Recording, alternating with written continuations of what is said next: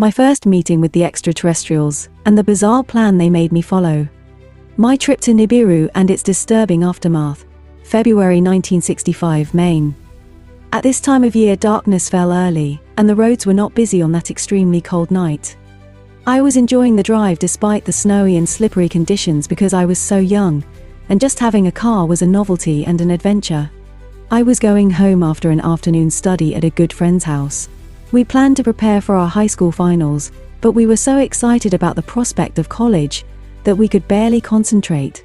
Both of us applied to the Archaeology Anthropology department of a well-known New York university, and were thrilled with the fact that our parents would allow us to spend 4 years on our own in the huge and exciting city.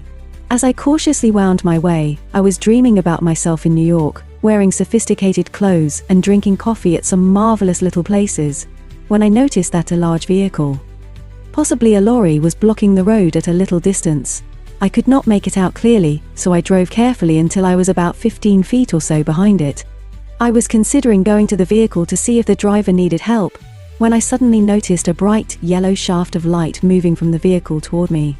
It was a dusty sort of light, with particles moving in it at a random motion, much like a sunbeam through a window on a summer afternoon, but brighter and highly visible against the dark evening. I stared at the light, trying to figure out what it could possibly be, until it stopped just in front of my car. The little particles stopped moving in their crazy random way, and instead started to coagulate, moving toward the center in a rather orderly way. I was mesmerized by the movement, and I cannot tell how long it took, but I think only a few minutes. The particles at the center formed a globe, while the rest of the shaft of light was clean and empty of particles. Then, a sudden visual but silent explosion took place in the center. There is really no other way to describe the phenomenon, as if the center burst into fireworks. Then, the fireworks rearranged themselves into the shape of a baby. Suddenly, I was horribly afraid. Before I saw the baby form, it could have been a natural phenomenon of some sort. But when this shape took place, no reasonable explanation existed. I looked at it, not knowing what to do and feeling trapped, since I could not drive away and escape with the vehicle in front of me on the narrow road, nor could I turn the car. Leaving the car and running would be insane. I sat, trembling, and the baby form started growing. It expanded, changed, filled out the shaft, and seemed to become a grown-up man. But the man was deformed.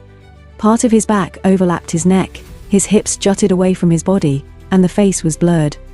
My heart was beating so quickly that I felt it would explode too. The fear almost paralyzed me, and then everything became even worse. The man rearranged himself and became normal, and stepped out of the shaft of light. The shaft remained where it was, waving gently and illuminating the man. He waved at me, in a friendly and normal fashion, and moved toward my car, but I still could not see his face since the light was behind him.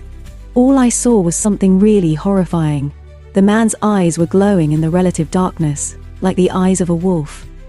Like two little lanterns, they shone at me as he approached. I think I screamed, because the man, suddenly realizing my terror, waved his hand in a circular motion. The shaft of light moved to his side, illuminating the most handsome face I had ever seen.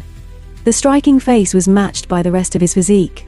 I am tall, 5 feet 11 inches in my bare feet, but this man seemed to be almost 7 feet tall, like some of the basketball players I used to watch.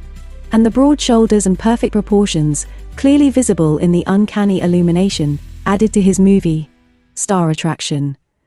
He seemed to be in his mid-20s. The glow in his eyes subsided, but the eyes in that perfect face were still not normal. They seemed to glitter so brightly that I was not able to make out their color. I could not take my own eyes off them, as if hypnotized, and was not able to move at all. My limbs felt as if they were made of iron. I have no idea if my paralysis happened because of the fear, or because it does occur every so often when humans meet aliens, though not in every case. Then the glitter died down, and I could see that his eyes were very dark, almost black in the golden light, and very large, much like my own. My paralysis completely disappeared. "I hope I have not frightened you, Victoria," he said. Kind words, but I did not even notice that he knew my name, because his voice was so startling. It sounded like one of those old records you played on an old-fashioned turntable. If you put it on the wrong speed, It became fast, squeaky and scratchy, very unpleasant. He stopped, made some elaborate movements with his hands, and spoke again, this time with a very pleasant, normal human voice. "I am sorry. I am a bit out of practice, and these changes and adaptations of my traveling form into regular shape and sound can be tricky." I found my voice. "Regular shape and sound? Who are you? What are you? And what do you want of me?" "Yes, you scared me a lot. I should think you could have changed before I came, and then stopped me in a simpler way, rather than do this dramatic appearance, like a grade B horror movie." I was infuriated, but astonishingly, no longer terrified. At the time, I could not understand why I was not paralyzed with terror. Now, of course, I know that part of my mind was willing to accept it, which makes sense in the light of the events that followed, and the secrets that were told. But also, let's face it, perhaps I was also influenced by the mysterious stranger's great looks. Teenage girls can be silly about very handsome men. The stranger laughed at my defiant words, but rather kindly, not at all in a mocking way. Later, he confessed that he was quite relieved that I was exasperated, rather than horrified to a point of fainting or shrieking helplessly. "You are right. I should have thought about a nicer way to meet you. I apologize. Anyway, to answer your very reasonable questions, my name is Sinar Marduk, and I am an Anunnaki. I come from Nibiru." Anunnaki. I have heard this word before, in school, something from ancient history. I did not remember too well. Nibiru could have been in China for all I knew. Never heard of it. "Well, I am pleased to meet you, Mr. Sin. Marge. Sorry, I can't say your name too well." "No wonder. It's quite a name, I suspect. But some of my human friends call me Marduk at first," said the apparition, his teeth gleaming by the light of the shaft. "Eventually, they get used to the long name." "My name is Victoria." "Wait, you just called me by my name. I was too confused to notice. You know me?" "Of course I know you. I came specifically to meet you. We have a small job for you to do, if you agree to cooperate with us." "What sort of job?" I asked suspiciously. "I wonder if I can tell you without some preparation," he said. "It has something to do with who you really are." "I see," I said. "So you know I am adopted. You know a lot about me, Marduk. It's a little disconcerting. I know more than you think, to be honest, but no, you should not worry about it. Naturally, when you want someone to perform a very important task, you try to learn something about them, right?" said Marduk. "And yes, of course I know you were adopted. That is the whole point. Indeed, I was adopted in infancy by a wonderful couple who made excellent parents and loved me very much. I would have known I was adopted even if they had not told me. The reason why I was sent to meet you was that your DNA, which of course you inherited from both of your birth parents, is very rich in Anunnaki genes. All modern humans have Anunnaki genes, since the original human race as you know it, was the product of the Anunnaki and what was the human race in ancient times, but some people, in certain areas of the world, maintained a stronger pool. Many live in Iraq, of course, since it exists on top of the Sumerian and Babylonian civilizations. I am an Anunnaki? Like you then? I have to admit that while this may be shocking to some, to me it sounded like a wonderful fairy tale. Besides, having common ground with this gorgeous guy was not so bad. Well, yes, you are, to a large extent. Not totally an Anunnaki, and physically changed by your life on Earth, but close enough. And you chose me specifically for some splendid job. I don't know if you will find it splendid. Well, maybe you will, since it involves some courage and some sacrifice. Maybe you want me to be a spy? Or an agent? Hunt bad aliens that fight good aliens like you? Will I be carrying a space weapon? Nothing like it. Sorry. It's totally different. Am I the first one to be chosen? Oh no, we have to employ many people. We always contact many women, since women are paramount in our experiments, much more important than men, I am afraid. But you were personally selected for this particular task, that is, if you agree to do it. I rather liked hearing how important women were in the Anunnaki's plans. Usually, I felt women had to always fight for their rights. Why are you employing humans anyway? What are the connections between the Anunnaki and us? We are your creators. The Anunnaki's first genetically created human race was the seed of humanity as you know it, the ancestors of modern humans, beginning to populate the Earth 25,000 years before the construction of the Great Pyramids. Contrary to all of your beliefs, including what Judaism, Christianity and Islam teach you, Eve was not created from the rib of Adam. Men were created from an early female form that was fertilized by the leaders and the elite of the Anunnaki. The women lived in quarantined cities and had both sons and daughters fathered by the Anunnaki. Thousands of years later, the inhabitants of what is today the Arab Peninsula and the lands bordering Persia, the United Arab Emirates and India, called these women the women of light, and those men who were allowed to mix with them, including their sons, were called the sons of light. From this early human race, all humans came to life. What about God and his creation? I asked. God had nothing to do with us, said Marduk. In other words, the God you know, revere and fear today did not create you. Even the word or term God did not exist in the early stages of the existence of the human race on earth. Instead, gods or heavenly masters were used, and thousands of years later, those terms were changed to giants, Elohim, Nephilim, Anakim, fallen angels, you name it. So the Bible was not entirely right, I said, reflecting on my Sunday school lessons. Some is right, some is myth, some is fable, said Marduk. But it has great stories. I personally like it very much. This is fantastic, I said. Scary though. As a matter of fact, it should not be scary. Someday I will tell you how much there is nothing to fear, how much we are all the children of the universe and of eternity, and how we can look forward to eons of joy and peace. But we can't go into it now. We must concentrate on our task. So you still take an interest in our affairs? Yes, even though at some point you rebelled against us. But then again, don't all children rebel against their parents, and the parents still love them? We do love you, Victoria. What do I have to do? I was not going to refuse, even though I was a bit scared of what was to come. I knew that if I refused, he would go away and contact another girl, and I did not want to lose him. I was already beginning to fall in love, even though of course I did not know it. Have a baby, he said simply. What? I screamed. I am not yet 18 years old. I can't get married and have babies. I am going to college next year. You don't have to get married. You don't have to raise the baby. We have plans for this baby. We just want your genetic material, always with your permission. Plans? For my baby? Doesn't a baby need a mother? Are you people as cruel and as mad as to deprive a child of his mother? This baby has to grow to be a pivotal figure in the government of this country. He is important for world peace, for recovery from hunger and want, for freedom. He has a great task ahead of him, which I can already tell you he will fulfill admirably, since I am able to see a great deal of the future, though not all, not the part which requires free will. Therefore, we have a couple in mind who will adopt this child. Both belong to very powerful Washington dynasties. They are longing for a child, and they are decent and intelligent. They will be extremely kind and loving to their child. What's more, I am going to manipulate their minds. They will believe that the baby is their birth child, that the woman has actually given birth to this child. I will change all the records, rearrange the paperwork and the birth certificate, and at the right moment, the woman will come out of the hospital, carrying the infant and accompanied by her proud husband. The whole hospital crew will have their minds manipulated to believe all these events. I was quiet, thinking. Marduk was quiet, letting me mull over it. Finally I said, "My goodness, the things you can do. Anyway, if I agree, I have a condition." "Which is?"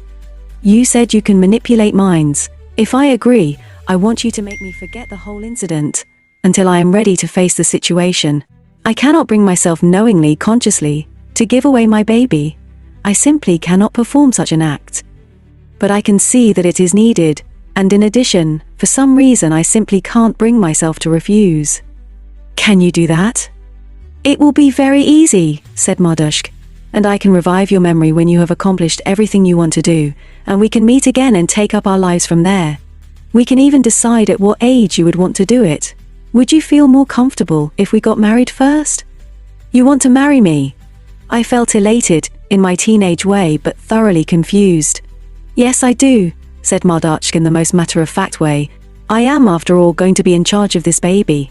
And I know we will be very happy together if you accept." He was going to be involved with my baby. One way or another, Marduk was to remain a permanent factor in my life, if I accept. If I don't accept, Marduk will disappear from my life and make me forget this has ever happened. Why did he matter so much to me? And why did I trust him so implicitly? He was almost a hallucination, and yet I did trust him, completely. But marriage? That was the issue. No, I said decisively. I am too young to marry. When we meet again, if we feel we want to do that, then we shall. I suspect I will want to marry you very much, but let's wait on that. However, I will take up the task. I accept it. That is wonderful, said Marduk. As for the marriage, I promise you I will not change my mind, and Anunnaki never does. And you will know your own mind then. But how can I disappear for the 9 months of pregnancy? I can't let my parents know, they will be horrified. You don't have to, said Marduk. For us, past, present and future are all one and the same. I will take you away on my machine to Nibiru, where you shall spend the time quite happily with my sister and me, and when I have the baby safely in my arms, and you are well and on your feet, I will return you to this car, 1 second after our current conversation. You will know nothing, forget it ever happened, drive home safely and get on with your life. And 10-12 years from now, you will have a little surprise. We will then see how good I was in my brain manipulation. I hope I really do forget, I said. If I have bits and pieces of memory intruding on me, it would be so confusing. And yet, I have to give everything up for so long. This is all so confusing. I have an idea that might cheer you up, said Marduk. How would you like to speak your own language, Aramaic? His smiling, large, black Anunnaki eyes were full of humor. Of course I would love to, it would be wonderful, I said. But it probably will take years to learn, right? Wrong, said Marduk. He looked into my eyes, and his own eyes started acting as before, with a hypnotic glittering light. I felt paralyzed again, but only for a few seconds. Then it stopped. I shook myself, and to my utter disbelief found myself speaking and understanding a language that I've never heard before. Will I forget it as soon as we part? I asked, enjoying speaking in Aramaic. No, it is my gift to you. You can now read and write it too. It will be great for your college studies considering the subject you have chosen. You will believe, and tell your teachers, that you have learned it on your own when you were in high school. In preparation for your archaeology and history college career, from various books. These books are now on your shelf, at home. I just placed them there. They look well used, and your parents are going to believe it too. By now, I was not even surprised that Marduk knew what subject I was about to major in. Incidentally, Marduk and I always speak to each other in Aramaic, and such a pleasure it is to be able to share something that is so close to our emotional core. Very well, let's get on with it, I said, rather bravely getting out of the car. We walked toward his vehicle. I must admit I felt very important. Again, girls can be so silly sometimes. I did not really grasp then that so many women have been approached over the centuries for such important tasks. Significant motherhood is a universal pattern. Still, looking back, I am so happy I followed my instincts, trusted Marduk, and helped shape humanity in my own little way. And how rewarding it turned out for my own life as well, I can't even begin to tell. April 1977, New York. I took the subway from 53rd Street to my home in Greenwich Village. Dinner with Marge was pleasant. She is a good friend, but why do women always have to concentrate on what is wrong? Why do we complain so much to each other? Life has been pretty good until this point after all. When I graduated from college, I decided not to continue with a graduate program, for 2 reasons. First, I always felt that the classes lacked something, that history, anthropology and archaeology missed something very important, and was always inaccurate.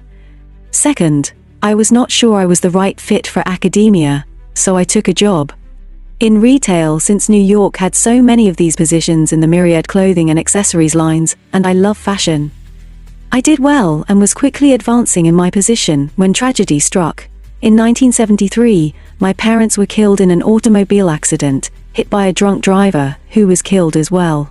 I was lost for a while, sunk into depression and felt I was all alone in the world. However, after a few months I decided to pull myself together since I knew my parents would not have wanted me to destroy myself by protracted mourning. I looked into my financial situation, realized that the money they left me could help toward buying my own business, and bought a small store that sold accessories and costume jewelry. I suppose I am a natural businesswoman because even though I was so young, the store, which was failing with the previous owners, recovered and began to do very well. As for Marge, she was an opera singer. She sang at the Met, and while not the star that she would have wanted to be, she was quite successful and always employed. But her personal life is sad. Marge longed to be married and have a family, and as we sat at dinner, she told me about all the men she had dated in the past year, all of them turning out to be no good. Maybe that is why I don't date at all, I said. I don't know how you can stand it, said Marge. Don't you even want to try to marry, have a family? I don't know, Marge, I said. I have tried a few times. No one was good enough. I was bored to death with every one of them, so ordinary. But what about sex? She asked. Don't you miss it? I think sex is overrated, I said. We both laughed, but perhaps this is true for me. I was not particularly interested in sex. At any rate, I really never loved anyone, and I did not think this would change. I accepted that and did not seek a change. And yet, I went home feeling slightly sad. I showered, went to bed, and started reading a new detective book by P.D. James. I like her style and her understanding of true evil. I think she has a better grasp of human psychology than most professional therapists. Sad to say though, I fell asleep just as the murderer was about to be caught. Suddenly I woke up. It was almost pitch black, since I prefer sleeping in the dark and never keep a nightlight. I usually sleep well and do not wake up at night, and if I do, I go right back to sleep. This time, after the large dinner Marge and I ate, I was very thirsty and decided to go to the kitchen for a glass of water. I tried to turn on the lamp beside me, and to my amazement it just wasn't there. I thought I might have upset it somehow during the night. So I just stayed there for a few minutes to allow my eyes to adjust to the dark before getting up. Something was wrong. As I was beginning to make out the shapes of the furniture, it was clear to me that I did not wake up in my own apartment. Was I in a hospital? Perhaps I had an accident. Often, people who have a serious accident do not remember it right away. I tried to move, to see if I was hurt, and I felt just fine. So what in the world happened? I sat on the bed, trying to decide what to do, and a dim light turned itself on. I saw I was in a small bedroom, simply but nicely furnished, and certainly not in a hospital. Please do not be alarmed, Victoria, said a very calm and pleasant female voice through an intercom. Ah, the nurse, I thought, still clinging to my idea of a mishap. Perhaps I had a stroke? I was a bit too young for that at age 30, but one never knows. Things like that do happen. And after all, I had no idea of my birth parents' medical history. Where am I? I asked. Am I ill? Or hurt? Not at all, said the voice. You are quite well, you just happen to be our guest. I will be with you in a few moments. There is a robe hanging on the chair, and a glass of water on the little table next to your bed. The bathroom is behind the door on the right side of your bed. Would you like me to bring you a cup of tea? Or perhaps coffee? Coffee will be wonderful, I said, my alarm subsiding. This was mysterious, but I was sure the nurse or attendant or whoever she was would explain. I put on the robe, drank my water, went to the bathroom to wash my face and see if my hair needed fixing, and then sat waiting for the nurse to come. A light knock on the door, and a most attractive woman came in, carrying a tray. She wore a black outfit, which immediately settled that she was not a nurse. She was tall and elegant. Her eyes were large and black, much like mine, and her hair, which was also black and softly curly, had a beautiful reddish sheen, making it glow under the dim lights. I am so happy to make your acquaintance, Victoria, she said. My name is Miriam, at least this is the closest I can get to my real name, which is Sinar Marduk, which I imagine would be a little difficult for you to pronounce, at present. She poured out a cup of coffee for me. Milk and sugar? She asked. Just milk, please, I said. What an interesting name. I can't make out from where it comes. Where were you from? It is an Anunnaki name, said Miriam casually. You may have heard of us before. She looked at me in a curious way, as if she expected something from me, but I could not imagine what it was. And so I sipped my excellent coffee. I have heard the name Anunnaki many years before in school, I said. I recall they are a vanished race that have lived in the Middle East, but obviously I am wrong, since you are an Anunnaki. Or do you just bear an ancient name, and the people did vanish? No, we have not vanished, said Miriam. Western archaeology and history do make some mistakes. Tell me about it, I said somewhat bitterly. That is what made me leave the field in which I majored. Nothing was taught right, or so I thought at the time. So where are the Anunnaki to be found these days? There are many of them in Iraq, said Miriam. But my brother and I are from a place called Nibiru. That did not ring a bell at all. My brother will be here in a minute, she continued. You have met him before. I wonder if you will remember him. Another knock on the door, and a man walked in, looking vaguely familiar. He was tall and unusually handsome, and greatly resembled his sister. In a flash of thought I felt it was strange that I could have forgotten having met such an amazing, arresting face. But he shook my hand in a friendly manner, and said, Sinar Marduk. I think our guest is entitled to some explanations. Indeed, I would like to know where I am. I imagine something happened to me and you have rescued me. But what? I strongly remember having gone to sleep after having dinner with my friend Marge. All the details, even the conversation we had, are clear in my head. I think I will go back to my post and let you do the explanation, Sinar Marduk, said Miriam. I shall see you soon, Victoria. Sinar Marduk. I knew I have heard this name before. Something in my brain shifted, moved, trembled, as if shaken by a sudden memory. This was a bizarre sensation I have never felt before. The man smiled.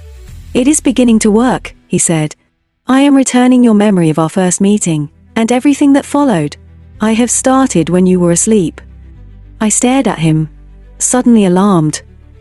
Maybe all this was not as benign as I thought. Maybe these two people, beautiful and charming as they seemed, actually kidnapped me? Perhaps they had the most horrible plans for me? Where the hell was I?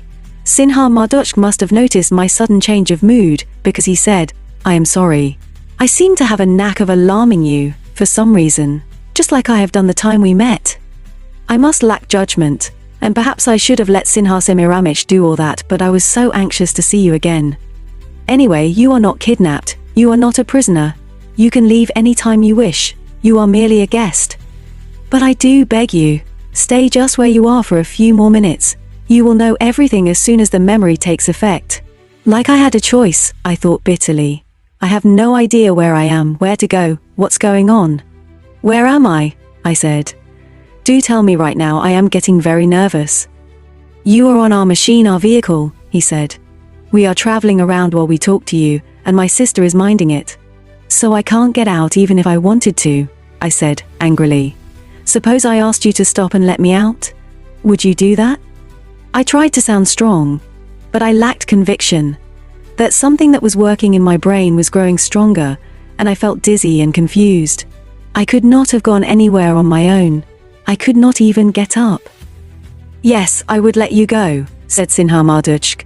Of course I would, but I would have to watch over you while you walk, since right now you must be dizzy. He might have given me a drug, I thought dizzily. Oh my God, he is drugging me. What are they going to do to me? I felt very faint. The room was spinning around me. Suddenly it all stopped. I opened my eyes and screamed, Marduk! It's you! And I fainted. When I came to, I remembered everything. Marduk was sitting right next to my bed, holding my hand, a very concerned look on his face. Yes, I remembered everything. Not only our first meeting 12 years ago on the deserted road in Maine, but our time on Nibiru. How is he? I asked anxiously. How is my baby? He is very well, said Marduk. He has a wonderful family. His parents had 2 more boys in the normal way, and he is the best big brother imaginable. He is doing extremely well in school, has lots of friends, and already told his parents that he is determined to go into politics when he grows up. They were not surprised exactly, since they let him see and learn a lot about what is going on in Washington, and they do have all the necessary resources. What a nice couple. I got to know them well over the years. They love their children dearly. Would you like to see him? Why yes, of course, I said, trembling. I have not seen my son since I let him go, all these years ago, and at the time could not stop crying until Marduk did as he promised and took away the memory, returning me to my car, 1 second after our trip to Nibiru. I had no memory left at all. I drove straight home, not even recalling why I stopped in the first place, and resumed my life. Marduk took out a small object from his pocket, looking like an ordinary flashlight. He touched something on it and a circle of light about the size of a basketball was created on the wall. It stretched into a square, looking like a television screen, and something like a movie began to unfold. I saw a little boy in a beautiful sunny garden, stretched on the grass and reading a very large book for someone his age.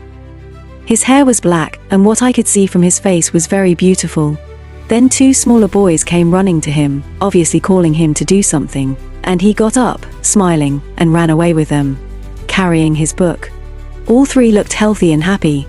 I felt good, though I realized I was crying. My baby was okay, and that was the most important thing. I smiled at Marduk and he turned the device off. "What is his name?" I asked. "Joseph," he said. "He will have quite a life, Victoria, and so will you. Don't be unhappy." "I am not unhappy. At this time I can handle it like I thought I would," I said. "I can live with the results of my actions. Really I can, Marduk. Don't be distressed for me." "Do you remember your first day on Nibiru?" he asked, smiling. "Oh yes. How strange it was landing and not being able to see anything, neither plants nor buildings nor people, with this heavy, strange atmosphere that would block my vision. And I was so afraid when you told me I can only see everything if I take the cure that would make my eyes adjust. But you were brave enough to try, Victoria. And wasn't Nibiru beautiful? I loved it. What a happy time it was with you and Sinar Marduk. I learned so much and had such fun. And now you can come back to us." "But I cannot live there, Marduk, you know that. Not until many years pass, and with the Anunnaki help, my body will grow and adjust to the Nibiru conditions." "What of it? You will live for hundreds of years. There is all the time in the world. Do you remember that part of your learning? You will live for centuries, and then we will pass together into eternity." "I still don't quite understand eternity, I confess," I said. "Eternity is not an easy concept," said Marduk. "But you will, I promise you. There is no such thing as death. Life is eternal. The Anunnaki know that, scientifically, not on faith alone like you do on Earth. How joyful to really know that you will never have to lose your loved ones," I said. "And as time goes by, I will come to Earth often, and work with you on what is needed, and so will Sinar Marduk. And you will come to Nibiru for longer and longer periods.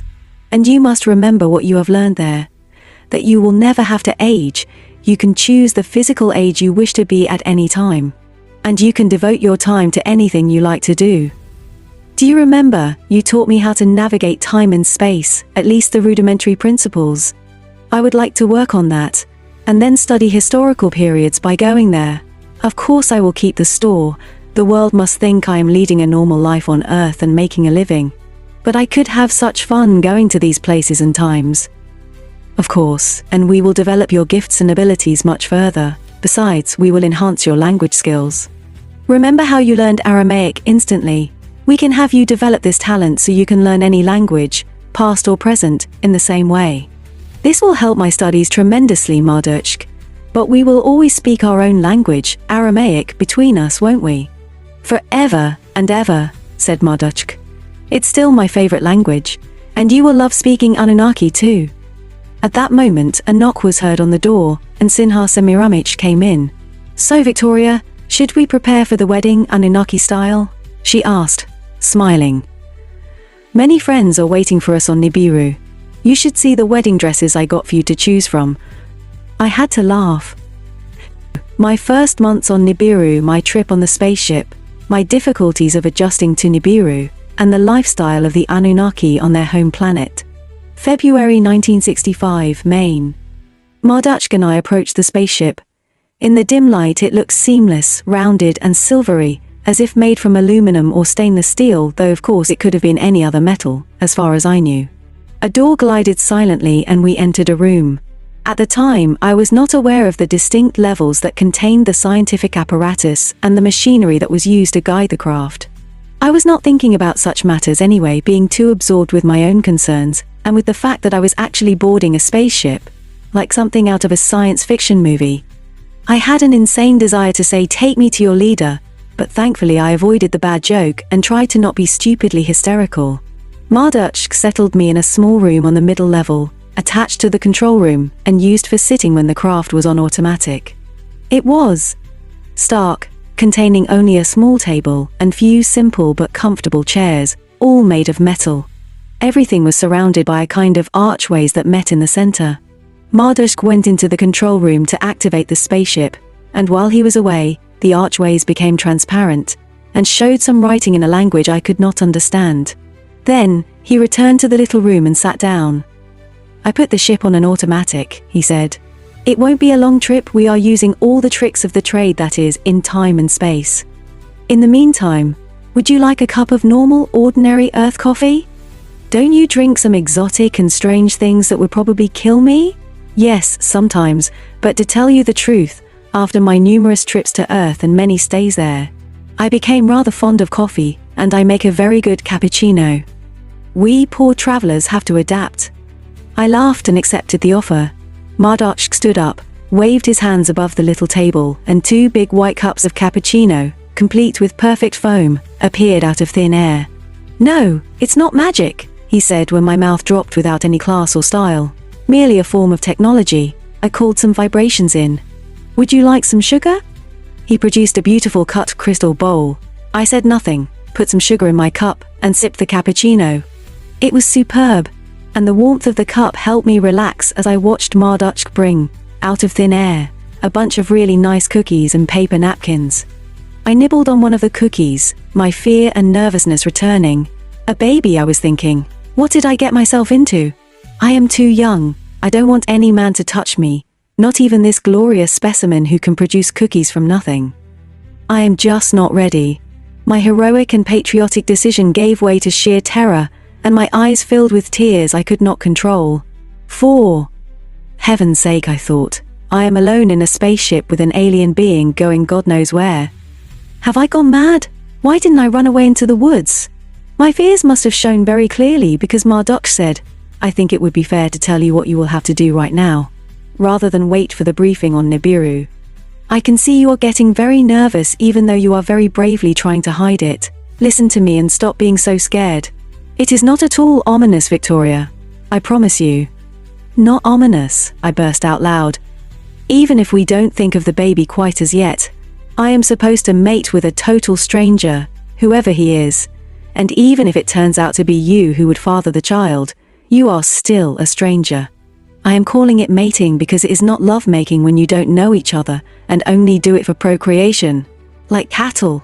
And you say it is not ominous? You will not need to mate with anyone," said Marduk calmly. "We could never ask a child like you to face such a frightening thing. No, in Nibiru we have our babies very differently." "Whatever do you mean?" I asked, bewildered. "How do I get pregnant if I don't have intercourse? The Anunnaki have long ago separated love from procreation. We do marry, and we marry strictly for love. Our unions are permanent. Once we make our choice for a life partner, we have no wish to stray and remain paired forever, like some birds do in your world. Certainly nothing like the marriage of humans, of which 50% end in divorce or worse. So you don't have sex at all? Not the way you do. Our way of expressing love is through light. When union, as we call it, occurs, each partner starts to emit golden light. The lights grow strong, mingle, and this mingling causes intense physical, mental, and spiritual joy. It is much better than anything humans experience though sex, since the sensations go directly to the brain. It is also much more beautiful, aesthetically, than any physical sex could be. What humans do, to put it plainly, may be pleasurable, but certainly not aesthetically pleasing. "Wow, that sounds nice, mingling lights," I said. "Not at all frightening. I would actually like to try it." For once, Marduk seemed extremely startled at my blunt statement, and looked at me in a rather horrified way. But then suddenly he laughed. "How human of you to say that," he said. "You don't understand how serious the blending of lights is for an Anunnaki. It's sacred, really. You don't just try it with anyone, ever. You must be married first." I felt a little subdued, as if I said something terribly inappropriate. "So what will happen to me?" I said.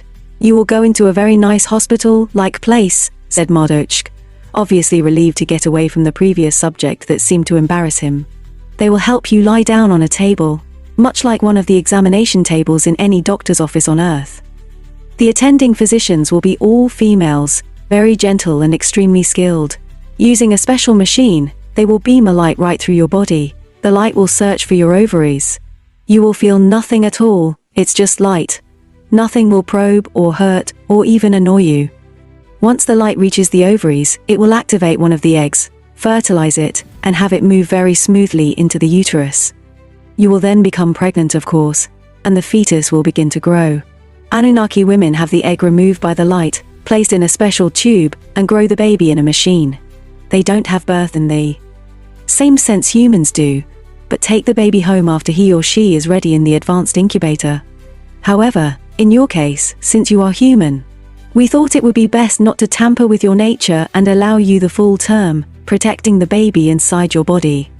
Wow, I said. That is not very scary at all. Are you sure that is the way it goes? I heard such stories about alien abductions and how they torment people with these probing machines. The other aliens, maybe. The Greys, the reptilians, they are not too gentle and they don't particularly care how the humans feel. Still, many of the stories you hear might be a bit exaggerated. As for being sure about our procedures, why yes, I have gone through that before, many times. I am perfectly sure. And my sister will be with you all the way. Did you ask any of the women to marry you? No, I did not, said Marduk. How come someone who looks like you never married? I was married in another universe, said Marduk, ignoring my remark about his looks in a gentlemanly manner. My other self is still married to his choice, of course, very happily so. They have 3 children, and I still watch them once in a while through the viewer. But I had to branch out 30,000 years ago, and now I am not married. 30,000 years is a very short time for an Anunnaki, you know. One needs time to make a decision about a life partner. I gave up. I did not believe I will ever understand anything on Nibiru, and I was not going to question, at that moment, the issues of other selves and branching out to new universes. It made my head spin, so instead I ate another cookie. I was pleased he was not married in this universe, nonetheless. After a short trip, lasting perhaps an hour, we landed on Nibiru. Before we went out, Marduk said, "Don't be upset if you see nothing except swirling grey air. This is what happens to humans when they land here, and we can fix that in a couple of days. It is daylight now on Nibiru, the sun is shining. If necessary, just close your eyes." It all sounded a little ominous, but I found it was an understatement. The reality was much worse. I stepped out into a world which looked like a sandstorm on a completely grey planet. It was horrible, and it made me dizzy. I swayed and grasped Marduk's arm. "It's all right," he said reassuringly. "I will take you indoors right away." We entered a building which I could not see, but inside, with a dim light, everything was clear and nice. A lady came toward me, smiling, her hand extended to shake mine. She was gorgeous, tall, elegant, and looking remarkably like Marduk, except that her hair was long and curly and glowed with a reddish sheen. She wore a beautiful long dress of deep sea green silk, and a long necklace of baroque pearls that glowed softly in myriad colors. "Welcome," said the lady. "I am Sinar Sinar Marduk's sister. Thank you for coming to Nibiru." "Sinar? Semi? I can't say it," I said weakly. "Why are they both Sinar?" I was wondering. Later I found out that Sinar is at the beginning of each name of an Anunnaki of high caste. It is similar to the habit of the Irish to precede names with O, and the Armenian habit of ending each name with Ian. "Yes, I know," the lady smiled. "My human friends call me Miriam. Please do so, it will be easier." "Yes, Miriam will be nice. But what is happening?" I asked, still dizzy. "Why can't I see anything outside?" "It's the atmosphere. There is no pollution, no smoke, no oil fuels, since pure electromagnetic energy is all we use. It is so bright, so clear, that it creates a strange effect on your retina, which is used to different conditions. We are going to take care of it tomorrow morning. I would like you to rest, eat, and then sleep the night. Let me take her to her room, Sinar Marduk. The child is very tired from all this excitement." "Of course," said Sinar Marduk. "Go with Miriam, Victoria, she will take good care of you, and I will see you in 3 days or so." I looked around me. The house was incredibly beautiful. The living room had very high ceiling, and there were platforms, or levels that ran smoothly into each other, each decorated with plants, little ponds, and flower basins. All the windows were covered with curtains, presumably for my sake, but it was clear that the windows were very large, and normally admitted an enormous amount of light and air. I followed Miriam obediently to a smaller, very cozy room, which contained the most comfortable bed I have ever slept on, and had sky blue ceiling, and what seemed like hundreds of plants and flower vases. She gave me a beautiful nightgown and robe to put on, and served me a light supper of a delicious fruit salad, and something that tasted like yogurt.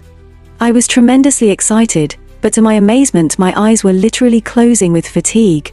Then, Miriam tucked me in bed like a mother, told me to have a good nap, and I slept instantly. When I woke up, my treatment began. Miriam took me to a little room where she showed me a basin filled with aquamarine tinted fluid. She asked me to go in, relax, and think only about colors. Nothing else, preferably about one specific color. She would come back in an hour or so, she said, and the water will keep their gentle warmth as long as I was in. I climbed into the bath, which felt wonderful and was fragrant with some floral scent I did not recognize. I closed my eyes and thought about the color lavender, beautiful, gentle, soft kind of lavender. For a while nothing happened, but after a few minutes, all of a sudden a stream of lavender light filled the basin, and then lifted and surrounded me like a beautiful web. To my surprise, at the same moment, a joint pain I developed on Earth disappeared. It was in my ankle, which I have hurt a year ago while running, and it did not heal properly, giving me occasional pain. I twisted it when I left the spaceship and stumbled, and it hurt when I woke up from my nap. Now it was perfectly well. Later they explained that as they adjust the vision, they must cure all the weaknesses of the human body, my genes, and all the possible disease and sicknesses that I might have in the future. Even at my young age I could feel the difference between the human condition and perfect health. On the second day, Miriam led me through a connecting corridor to a surgical room in another building. They have these corridors connecting houses and buildings to each other, and they never lock any doors. Such a trusting, simple lifestyle, such a pleasure. She introduced me to a nurse, or physician, who asked me to lie down on a table. I did, and a machine came from the ceiling, shining a laser-like beam. Apparently, they scanned my brain. And the nurse told me to look at the screen on my right side and see how the cells in my brain would create new visual faculties. This was utterly amazing. I could actually see how the human brain worked. The nurse explained that many cells, millions of particles of the brains, are never used by humans, and now many of them would become mine to use. After a short time, the nurse put a bandage around my eyes and a metallic band around my forehead. This was needed for readjusting the energy and reactivating part of the cells. They told me that this will not only adjust my vision, but will develop a telepathic power in due time. Indeed, to my great delight and astonishment, at a later day I was able to communicate telepathically with the Anunnaki, at will. When the treatment was completed, my vision was perfect, and Miriam told me that I could go out and see Nibiru for the first time. Marduk was waiting for us outside the door of the surgical room, and together the three of us went outside. I gasped. The air was pure, light, and full of rainbows of colors. I have never seen such colors, they were not known on Earth. Some of the colors of the sky blended with the colors of the landscape, giving me the feeling that the ground united with the sky. Then, I realized that something very strange was happening. My vision was not limited to straight lines. I could see magically to the left and right, like surrounding vision. Gorgeous buildings glimmered under the brilliant sky, the trees, bushes and flowers filled every available space, and beautifully dressed, smiling people walked in the streets. How different from what I thought was a grey planet with swirling sand in its atmosphere. Later, I could very well understand when Marge told me that the colors blend with the psyche of the Anunnaki. They teach colors to children from a very early age, and it is so very important because understanding colors is essential for traveling through worlds and dimensions. It was daytime, so the sun was shining. The whole celestial system is different on Nibiru, naturally. The day is not composed of 24 hours, it's made up of 48 hours. The sun rises around 4 o'clock in the morning, and the glorious sunrise takes about 2 hours. The colors at that time are beyond description. The sun shines for 18 hours, then takes 2 hours for sunsets that seem to burn the sky with their intensity. Band around my forehead. This was needed for readjusting the energy and reactivating part of the cells. They told me that this will not only adjust my vision, but will develop a telepathic power in due time. Indeed, to my great delight and astonishment, At a later day I was able to communicate telepathically with the Anunnaki, at will. When the treatment was completed, my vision was perfect, and Miriam told me that I could go out and see Nibiru for the first time. Marduk was waiting for us outside the door of the surgical room, and together the three of us went outside. I gasped. The air was pure, light, and full of rainbows of colors. I have never seen such colors, they were not known on Earth. Some of the colors of the sky blended with the colors of the landscape, giving me the feeling that the ground united with the sky.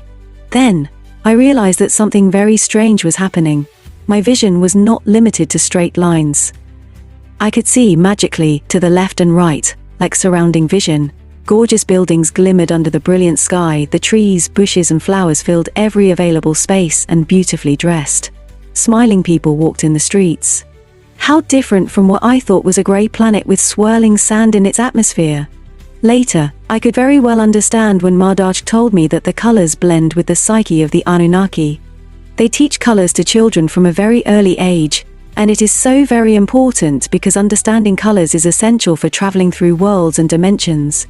It was daytime, so the sun was shining. The whole celestial system is different on Nibiru, naturally. The day is not composed of 24 hours. It's made up of 48 hours. The sun rises around 4 o'clock in the morning, and the glorious sunrise takes about 2 hours. The colors at that time are beyond description. The sun shines for 18 hours, then takes 2 hours for sunsets that seem to burn the sky with their intensity. Then they have 4 moons, all rise harmoniously one after the other, and line up in 4 different directions. They stay for about 10 hours. When they fade, it's again one after the other in the same synchronized manner, and the moonset is like molten silver filling the sky. Then comes the night. But it is never 100% dark. It's like deep dusk. The Anunnaki don't need full darkness because their eyes do not have the usual retina, but another structure. Even so, the stars are highly visible in the clear, clean atmosphere. And now I was ready to enjoy myself. Everyone I met was extremely friendly and charming. People treated me as if I was a hero of some sort, following a mission of great importance, and I liked being lionized. I did not have to worry about my parents, since I knew Marduk will take me to Earth 1 second after my car stopped, so I felt free, mature, and sophisticated. Except that I was falling for Marduk like a star-struck child. But I suppose that was to be expected by someone my age. Miriam gave me the most beautiful clothes to wear, and I would try them all before the mirror, and be amazed at what they could do for my looks. My nieces, Miriam's daughters, were of course much older than me but still children, according to Anunnaki life, so they were still very much interested in creating endless forms of things, flowers, plants, jewels, clothes, and we had the greatest fun. Only later, once they hit the age of 71, Anunnaki become adults, and they lose their passion for creating endless forms and concentrate on the intellectual pursuits of their race, things like philosophy, poetry, and so on. Not that they stop producing art, but it's done differently by the adults. They like frescoes, huge paintings. Nothing is miniature, all art is big, except jewelry, very well developed. For every color, they have 400 different shades. And they have lots of huge sculptures. Artists work on them in their studios, and students work on them in schools, and when they are done they teleport it to public places for exhibitions. Physical labor is not part of the psyche of the Anunnaki, all is mental. They took me to the beautiful parks and gardens. The Anunnaki are great gardeners, and constantly create new species of wonderful plants, both for food and for beauty. Children spend many years studying plants. The children are extremely creative, appealing and kind. They don't like or create weapons, or not even sharp instruments. The idea of hurting or even annoying anyone does not even cross their minds, so they are capable of creating great beauty. The plants, by the way, don't follow the 4 seasons. The trees and flowers bloom constantly and never die. Also, the color of the leaves changes according to the moods, feelings and thoughts of the person who planted it. But there are no seeds, since the reproduction is so different on the Anunnaki world. Many of them look like the ones we have on Earth, but their structure has major differences. No one waters them on Nibiru. There is no need. They get nourishment and water directly from the air. Come to think of it, there is a similarity between the plants and the Anunnaki. Both find their energy in the air they breathe. The roses have no thorns. The trees don't have bark. They are soft on the outside because many of them are used as a source of nourishment. Plants produce milk, oil, and amber, which is a delightful perfume. To me, it seemed that the nature of the world itself is friendly, working with the needs of the people who live on it. I was thrilled with their houses too. They are never high-rise since the Anunnaki discovered that when the body is far away from the earth, it loses some of its energy. Nor do they like square rooms. Everything is rounded, soft flowing, and the houses have high ceilings. Usually they contain several floors, but not in the usual boxed way, but divided into levels. They don't use stairs. The levels merge smoothly with each other. At every level, you see indoor pools and plants. As I saw with a surgical room that Miriam took me to, one part of the house is always connected to the neighboring house, though a corridor. This is done for the sense of unity, and they never have locks. The ceilings, by the way, change color with the seasons to match the temperature outside. In winter, the ceiling is dark gray and brings warmth. In summer, it becomes white, or the color of champagne. All is smooth and meant for comfort. For example, doors don't swing back and front and never bang, rather they go up, sliding. Materials used are natural stone, like marble or granite, and some trees that are grown especially for the purpose of building. One interesting stone is called argent, and its color is saffron. Parts of it can be ground to make a good dye to color clothes. To my amazement, they told me that on Earth, the Phoenicians found it in the Mediterranean and called it argiwan, also known as the color of royalty, since on Earth, absorbed by the murex shell in the Mediterranean and corrupted by salt, it is no longer saffron, but purple. What I really found strange more than anything else was the issue of animals.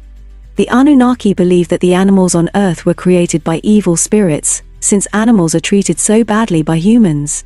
The Anunnaki did not want to create animals. They were working in their genetic laboratories on creating new life forms for the human or quasi-humans. Working often by trial and error, one formula produced cats. They called them Bessa. Strangely, in Coptic, Arabic, and other Semitic language, the cat is called Bess. Strange similarity for two separate civilizations that are apart by million light years. Somehow, only female cats were created, and the Anunnaki, who never hurt anyone or anything, let them live and actually started to like them very much. They noticed that the cats responded to music and to the pleasant sound of falling water, something they always taught children to enjoy in school. But the cats, without training, appreciated what the educated and trained children do. And so the cats became great companions for the Anunnaki, and they live in most houses as part of the family. One of the gifts that the Anunnaki gave the early friendly monarchs of the earth was a set of cats, trusting that these people will treat the cats well. You can see that in the history and mythology of Egypt, where the cats were downright sacred, and that shows another connection between the lineage of the early pharaoh and the Anunnaki. The cats of the Anunnaki have psychic powers, and although they don't sense fear and danger like earth cats, they predict weather. And another unique characteristic, they can talk.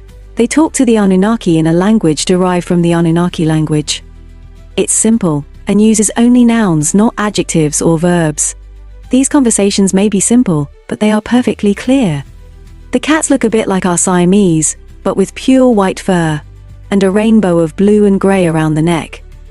They are about double the size of earth cats, and the color of their eyes is very light blue. The only other animals created by the Anunnaki, and that was done deliberately, are birds. Infinity of types and colors were created, and they all sing. Many of them give excellent eggs. There are no insects, only butterflies, because they blend well with the beauty of the landscape, and they were also created by genetic formulas. The genetic formulas are not carried on by advanced scientists as on Earth. The children create life forms.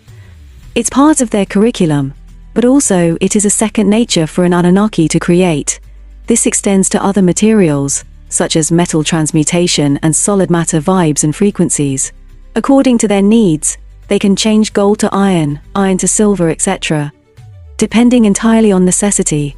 On Earth, we value diamonds and gold. On Nibiru, they are meaningless and without value, except for their prettiness and used as decorative materials. The Anunnaki have other elements, minerals and metals that are more important, because they are needed to create energy for spaceships, and for levitating and teleporting heavy weight blocks and materials. Another thing I truly enjoyed were the libraries. Marduk took me to one of them, a marvelous marble building, always opened for everyone to visit. The books, which seemed to be numbered in the millions, were not square like ours but conical. They were placed on shelves. You would go to the shelf, select your cone and touch it with one finger. The cone would spin, throw out silvery light, and instantly you will absorb all its contents. I could see spending eternity in such a place. Who needed a university? But they had those as well. And I was going to visit them too, eventually. And the museums! So many museums. Mostly, they displayed tools and apparatus that help the Anunnaki navigate different galaxies, past and present. Those I did not understand at all. But I loved some other objects. They have instruments that produce musical sound never heard on Earth. One note can be very high and very low at the same time, but the human ear cannot absorb it until some adjustments are made. Fortunately, my cure worked in this direction too, and I could enjoy the music. The high sound goes to right ear, and the low sound goes to the left ear. You have your own symphony. Many of these instruments do not even need playing, you just touch them and they give sounds. I spent hours experimenting with them. But business was business, and although I was allowed to have fun, after about a week Miriam told me that everything was prepared for my fertilization. I was to visit the hospital early in the morning, go through the procedure, rest the day, and then just have a good time on Nibiru until the birth. I thought I was emotionally prepared, but the evening before the operation I was scared again. The fear struck me when Marduk and I were strolling in one of the gardens, and suddenly I could not talk. Victoria, I can see you are not in the best of moods. Do you have second thoughts? Tell me and I will immediately cancel everything and take you to Earth. It's never too late to withdraw. This has to be entirely voluntary or not at all. I am scared, but it's not that I want to cancel. I am suddenly worried about having a baby, just like that, without being married. We don't do that easily. If my parents knew, they would be so horrified. On the other hand, if it were not for my parents, I would have maybe asked you to stay here with you and raise the baby perhaps. I am so confused. First, the whole point is that the baby must be raised on Earth, Victoria, by these particular parents. You are happy with your adoptive parents, right? Surely you trust that I would choose the perfect parents? Yes, but, and more important, you are not ready for such a decision anyway. I would not want you to choose a certain life because you were dazzled by the new conditions, or because you imagine that you are emotionally involved. I would want you to choose such a life only when your feelings are real, concrete, finalized. Yes, I did ask you if you would feel better being married before you gave birth. But it was a mistake on my part, based on my compassion for your stress when we met. So you have changed your mind about marrying me? I have not changed my mind. One never does.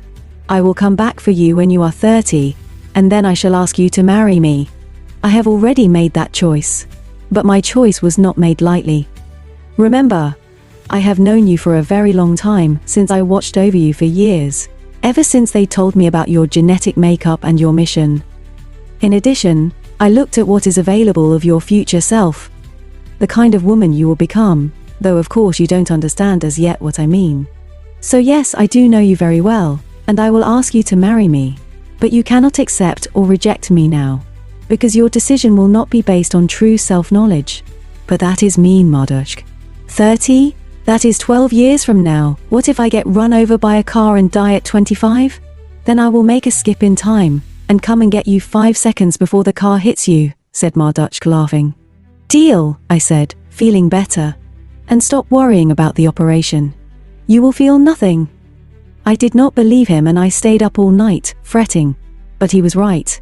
The operation took 30 minutes. At most, the light found its way into my body with no trouble at all, did its thing. And I left the surgical table feeling as good as ever. Miriam came to get me, and we walked home for lunch, and that was that. So, now I have 9 months vacation, right? What shall I do, other than romp with the children, dress up, and annoy you and Marduk? I asked as we were eating. You will go to plays, to concerts, and to combination orchestra, dancing events, with musicians that are dancers too, and carry on illustrative movements that extend the message of the music. I adore this form of entertainment, and I think you will like it too. You will get to know many charming people who will become dear friends and would welcome you if you decide to return to us. Marduk will teach you as many ancient languages as you feel would help you in your studies on Earth, and get you all the books you want to read. And we will all take the children to picnics and row on the canals, under the flowering trees. I love the canals. You have so much water on your planet. About 50-50 to the land, the ratio is, but we also have some wonderful water underground. I will show you the underground lakes. They are as blue as a sapphire, contained in glittering grottos. And how about swimming? Do you know that our oceans are sweet, not salty? Swimming is very nice. I will look like a whale, Miriam. I am pregnant, remember? Not in the kind of bathing suit my daughter already designed for you. You will look like a mermaid. A very fat mermaid. Did you ever see a manatee, those sea cows, Miriam? Our sailors used to think they are mermaids. They are very fat.